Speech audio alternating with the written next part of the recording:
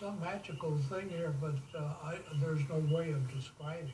It just exists, and you feel it yourself. If you've ever lived here, you know what it's like.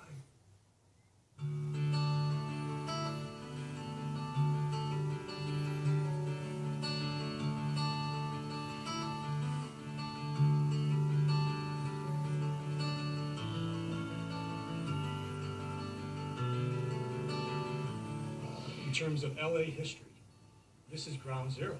This is where the original land grant was for Western LA, essentially. And so, in that sense, it's important to preserve it.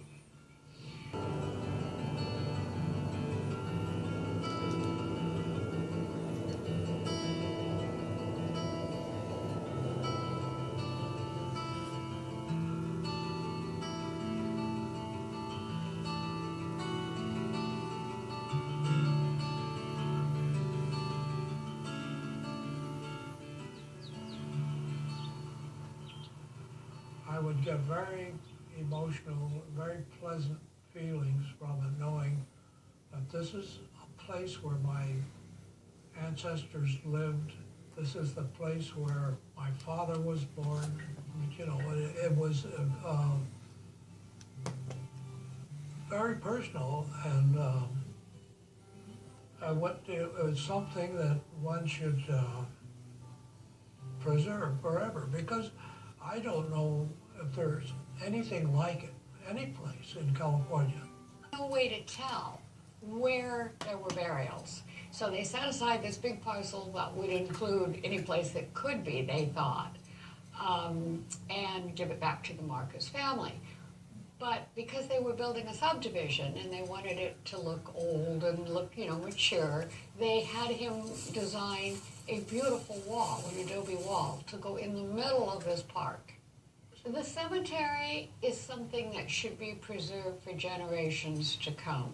We had been given a grant to hire professionals to do ground-penetrating radar. La Senora Institute contacted the Coatson, and the Coatson Institute decided to take us on as a project. It was something along the lines of helping out with the community. So we were approached, Dean and I, because we have a lot of experience doing forensic archaeological work. I mean, we were just happy to assist in the discovery of unmarked burials at this important site. That was our reward, and it was nice to get a secondary award from the state of California, but to be able to help the family and also to preserve this part of California history was the best reward of all. If you can look around here, there's only a few headstones that still exist, but there were many headstones or perhaps crosses that have now been removed because the place was in disarray and it wasn't maintained. So we have equipment, which is ground-penetrating radar, which we can use to help find where these lost burials are. And this area, Brian, is where I think where most of the infant burials were placed by the family recollections. As I recall, when we were looking at the time slice information, we saw a lot of parallel burials over here. Right there, we just passed one of the cadaver hits from the cadaver dogs. There actually was a second. Did you get a second one right there? Yeah, there was a hyperbolic reflection right there as well. So we did scan the entire site at a very high density of data. We took data at 25 centimeters in both directions, and then we processed the data with the computer, and within a day we were able to look at images at different depths in the ground. And from those images we were able to see locations where there are parallel anomalies. Okay, right at 4 meters there's a burial drive. This is possibly a reflection from the top of an intact burial, which causes a hyperbolic reflection. We can also see a continuation of the anomaly from the previous line, suggesting that this hyperbolic reflection pattern, indicating a subsurface intact burial, continues at least 50 centimeters further south. Our plan is to find the unmarked graves, which are identified now by wooden stakes, and place a permanent marker on them, like a large stone with a cross, but we won't be able to place a name on it because we don't know who's buried there, but we know that somebody is buried there. Buried here, they were the first ones to admire the canyon. They lived in the canyon.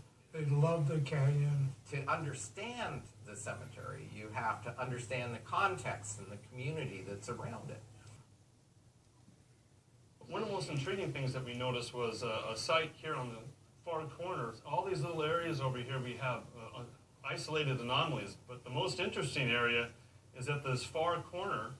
We actually have a very large trench-like feature, which probably corresponds to the mass grave. It probably goes past the sides of the wall as well.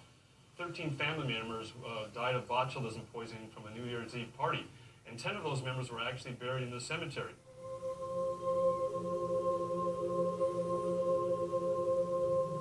Dessert was home-canned peaches. It just died from this poison. It was a horrible tragedy. It was a lot of pain involved, and there was a baby in a crib by the window, and everybody in their panic forgot about the baby, and the baby eventually died from being ignored. The whole city of Santa Monica was affected by this tragedy, and they too came to St. Monica's Church where the funeral was, and they couldn't all get into church, so they were just out on the sidewalk watching a long trench, and 10 coffins are placed in there from adults to children and infants that had died, and they're all together there in our cemetery.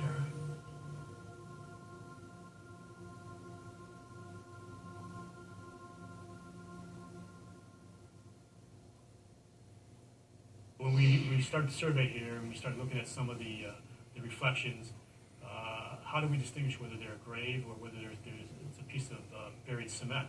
First of all, they're going to be relatively shallow. They're going to be in the 3 to 4 foot range at most. And as you can see from this grave right here, the orientation of this grave is east-west. Now, these people that came up from Mexico, they're most likely were devout Catholics, and the Christian custom at that time was to bury east to west. So you lay the body down such that if the head was to rise, it would face to rise the sun. And ideally, they're going to be, for an adult, they're going to be 5 to 6 feet in length, and for a child, it could be 3 to 4. So this involves a lot of interpretation, and this is what interests me in this project was, first of all, the historical significance of the site, and then the challenge of finding unmarked areas. Well, this is one of the more conclusive areas. We were able to find at least 4 burials, linear burials showing perhaps infant burials located near this tree, and it corroborates what some of the family members recall of infants being buried next to this part of the cemetery. I saw the There, we took the children on a walk from here to the family cemetery, took them in, and we had Dean Goodman from UCLA with ground penetrating radar, who let the children actually run the ground penetrating radar to see the anomalies that are underground, under the surface, and the children were just unbelievably excited. I mean, it was just phenomenal. and family oral histories. We have some on tapes that were done 40 years ago by people who were like 90 years old 40 years ago.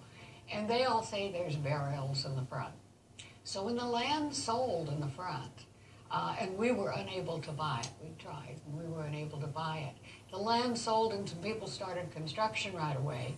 The family was extraordinarily concerned that people were going to be sleeping on their ancestors' graves. There are burials that are shown to look like they're on the edges of the walls, so it could indicate that the historic remains beyond the confines of the cemetery. There is a possibility that there are graves in this other section here. There's no reason not to believe that there's not graves there. You have to show respect for the past. It isn't about big projects. It's about respect for all of us. And that was the issue. And they saw the seriousness of where I was coming from, who has the ability to make it happen or not make it happen.